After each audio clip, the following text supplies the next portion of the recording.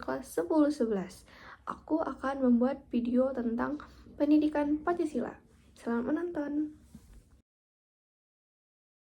Pengertian Sidang BPUP KI.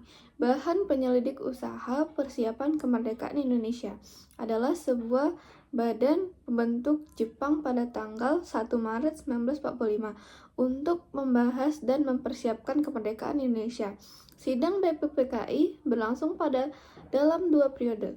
Periode ke-1, sidang pertama dimulai pada sejak tanggal 29 Mei sampai 1 Juli 1945 yang membahas dasar negara, konstitusi, dan bentuk negara.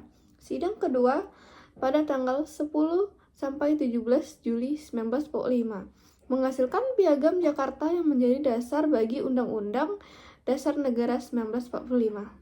Uraian singkat tentang Sidang BPUP-KI. Uraian Sidang BPUP-KI dimulai pada 29 Mei sampai 7 Juni 1945 yang membahas dasar negara. 2. Muhyiddin mengusulkan 5 asas negara secara lisan maupun tertulis. 3.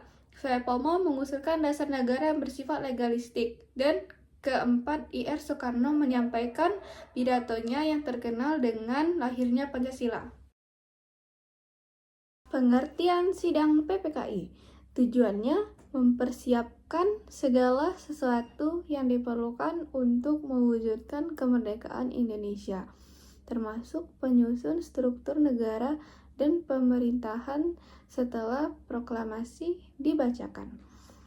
2. Pelaksanaan dilakukan dalam beberapa kali sidang. Yang paling penting adalah sidang pertama pada tanggal 18 Agustus 1945, sidang kedua pada tanggal 18 Agustus 1945, dan sidang ketiga pada 22 Agustus 1945. Rincian Sidang PPKI. Sidang pertama pada tanggal 18 Agustus 1945 mengesahkan Undang-Undang Dasar UUD 1945 sebagai konstitusi negara. Mengangkat Ir Soekarno menjadi presiden utama dan Dr. S. Mohatta sebagai wakil presiden pertama. Membentuk Komite Nasional Indonesia KNIP, membentuk presiden sebelum dibentuknya MPR dan DPR. Sidang kedua pada tanggal 19 Agustus 1945 menetapkan pembagian wilayah Indonesia menjadi 8 provinsi, membentuk pemerintah dan menunjuk para menteri negara, menetapkan pembentukan badan-badan pemerintahan daerah dan Komite Nasional Daerah. 22 Agustus 1945 Sidang ketiga 22 Agustus 1945 menyempurnakan pembentukan KNIP, membentuk Partai Nasional Indonesia PNI, membentuk Badan Keamanan Rakyat BKR untuk menjaga keamanan di daerah masing-masing. Dan singkat Sidang PPKI. Sidang pertama PPKI dimulai pada 18 Agustus 1945, mengesahkan dasar negara Indonesia menjadi Pancasila, mengesahkan UUD 1945, serta menetapkan presiden dan wakil presiden. Kedua, Sidang PPKI 19 Agustus 1945, membentuk pemerintah daerah dan kepemerintahan. 3. Sidang PPKI 22 Agustus 1945 membentuk NKIP dan PNI dan BR. Uraian singkat tentang usulan Muhammad Muhyiddin. Pada tanggal 20 Mei 1945, Muhyiddin mengumumkan gagasan tentang dasar negara secara lisan maupun tertulis. Gagasan lisan, peri kebangsaan, peri kemanusiaan, peri kebutuhan, dan peri kerakyatan, dan peri kesejahteraan.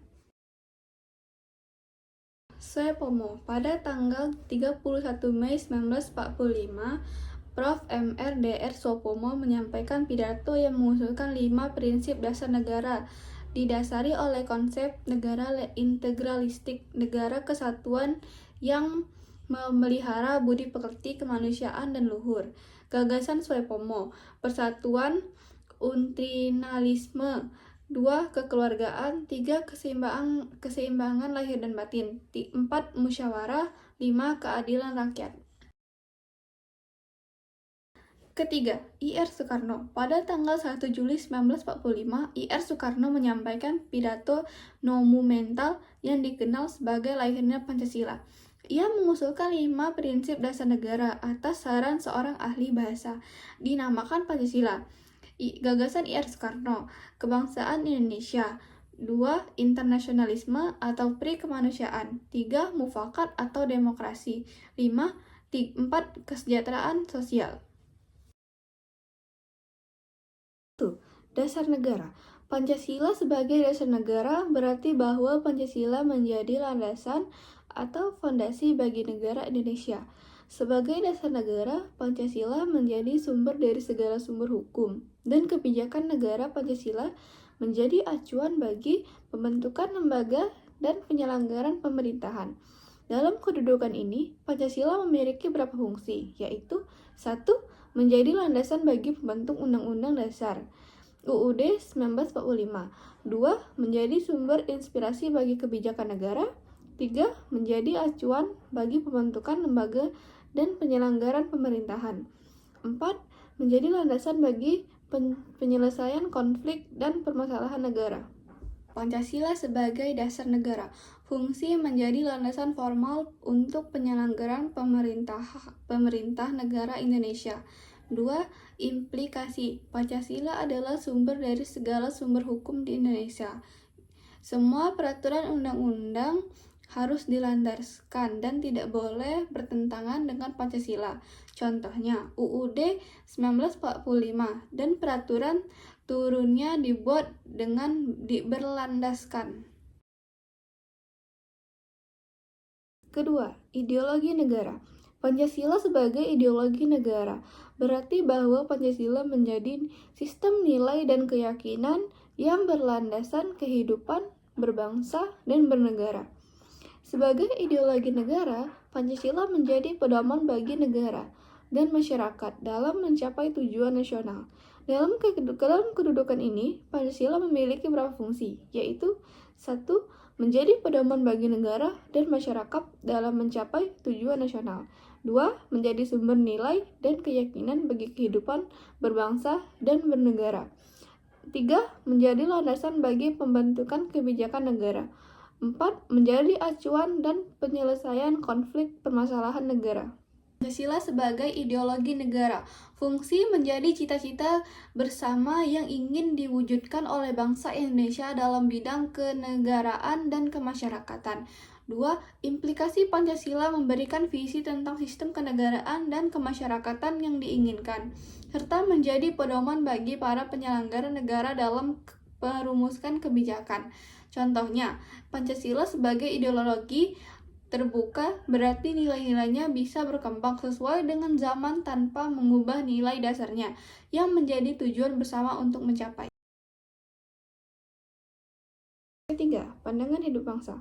Pancasila sebagai pandangan hidup bangsa berarti bahwa Pancasila menjadi pedoman bagi masyarakat Indonesia dalam menjalani kehidupan sehari-hari.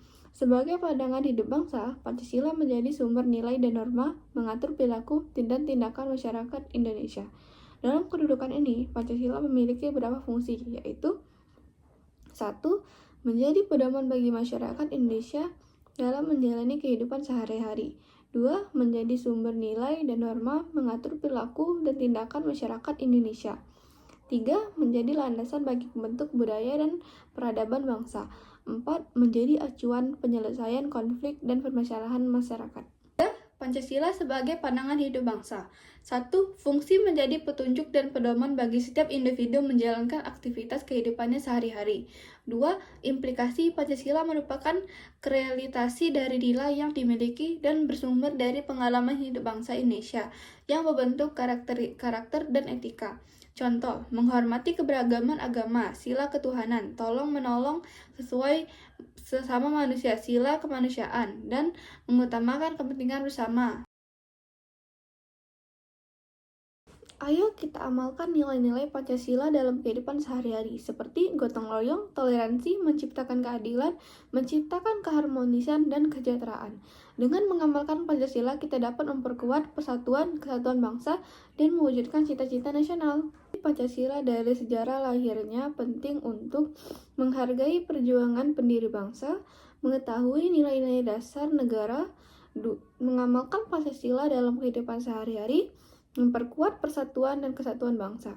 Dengan memahami sejarah kelahiran Pancasila, kita dapat lebih menghayati nilai-nilai luhur yang terkandung di dalamnya dan mengamalkan dalam kehidupan sehari-hari.